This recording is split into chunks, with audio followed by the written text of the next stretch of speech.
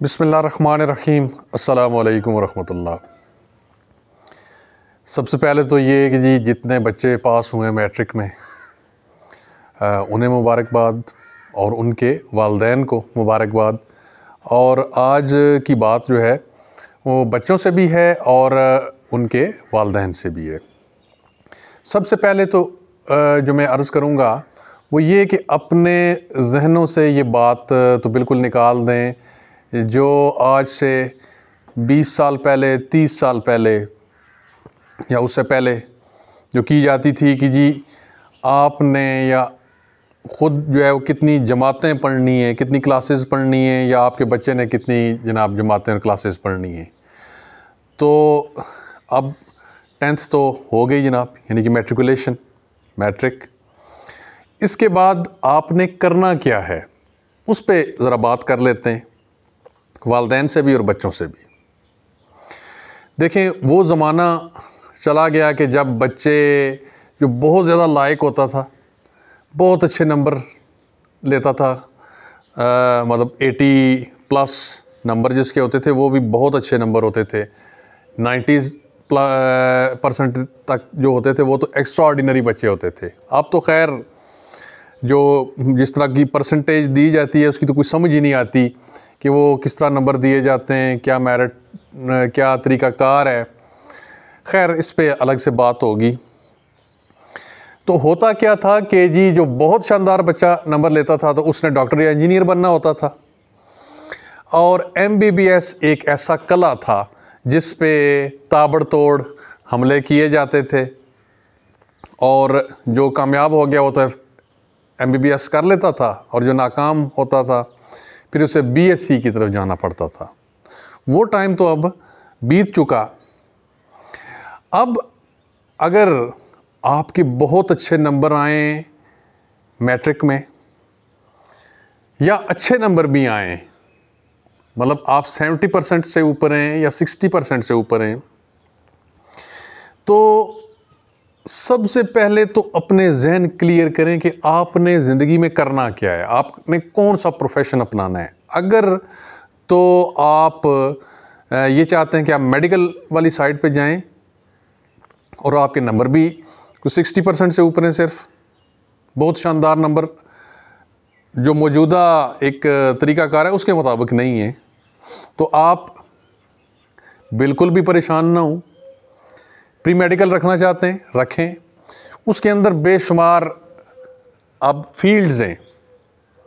आप MBBS नहीं कर पाते, उसमें आपको दाखला नहीं मिलता, कोई इशू नहीं है, आप डेंटिस्ट्री की तरफ जाएं, डेंटल सर्जन बने जनाब। नहीं हो सकता उसमें भी 4 साल कोर्स है नर्सिंग का, जो डॉक्टर्स के बाद जो एक बहुत ही पुरवकार पेशा है वो नर्सिंग का है, चाहे मेल हैं या फीमेल हैं। अब तो मेल नर्सिस उनकी बाकायदा भर्तियाँ तैनातियाँ सरकारी हॉस्पिटल्स में भी होती हैं, और वैसे भी उनकी डिमांड है, आप उस तरफ चले जाएं।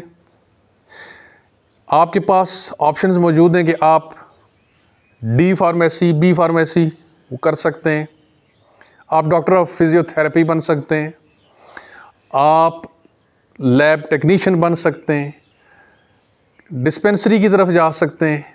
आपके पास बहुत सारे शोबे हैं। दूसरी तरफ आप इंजीनियरिंग की तरफ जाना चाहते हैं, नंबर कम हैं या ज़्यादा हैं। एक टाइम वो था कि जब सिर्फ लोग जो है ना उनकी तवज्जो होती थी सिविल इंजीनियरिंग की तरफ। आप सिर्फ सिविल इंजीनियर नहीं बनते, अब आपके पास ऑप्शन है, आप मैकेनिकल इंजीनियर बने, आप पेट्रोलियम वाली साइड पे जा सकते हैं, आप इलेक्ट्रिकल इंजीनियर बन सकते हैं, आप जनाब कार मैन्युफैक्चरिंग और कार मेंटेनेंस उस साइड पे जा सकते हैं, यहाँ पे इंजीनियर बन के जा सकते हैं। इसके अलावा बेशुमार चीज़ें हैं जो आप कर सकते हैं, सिर्फ आपका जहन क्लियर होना चाहिए। हाँ, आप सॉफ्टवेयर इंजीनियरिंग भी जनाब प्री इंजीनियरिंग के बात कर सकते हैं। ICS वाले तो चलें करते ही हैं। सॉफ्टवेयर इंजीनियर, अब ICS के जो बच्चे हैं वो सॉफ्टवेयर इंजीनियरिंग उसकी तरफ जा सकते हैं, आईटी की तरफ जा सकते हैं, कंप्यूटर साइंसेस की तरफ जा सकते हैं। और फिर एक शोबा वो काफ़ी अरसे से उसकी तरफ तवज्जो नहीं बच्चों की जाती, और वो है कॉमर्स का शोबा।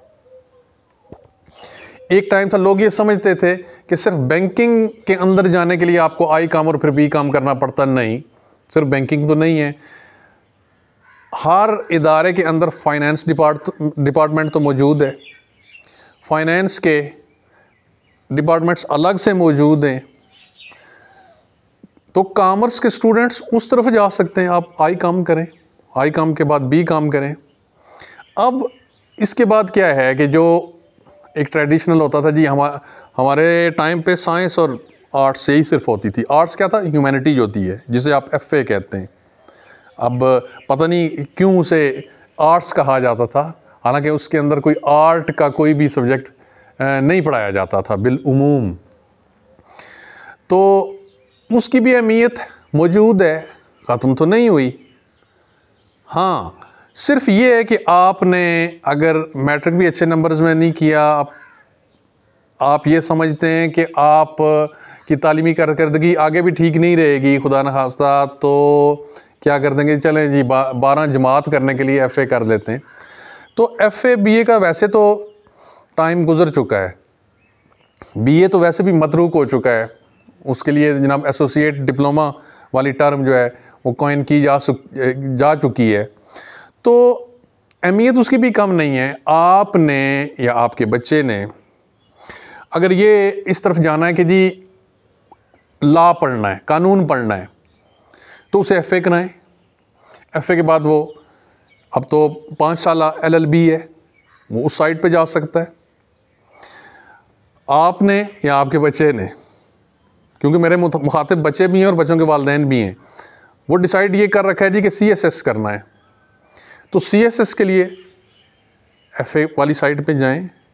लेकिन दोबारा सहबारा ये कहूँगा कि जो कुछ भी आपने करना है फोकस्ड रह के करना है। ये नहीं है कि अब एफ़ए को आपने ऑप्ट किया तो आपके सब्जेक्ट्स बड़े आसान हैं तो आप उसे रिलैक्स ले जाएं, नहीं, उसमें फिर कमाल करके दिखाएं, उसमें आप फिर अपनी डायरेक्शन दुरुस्त करें और जाएं।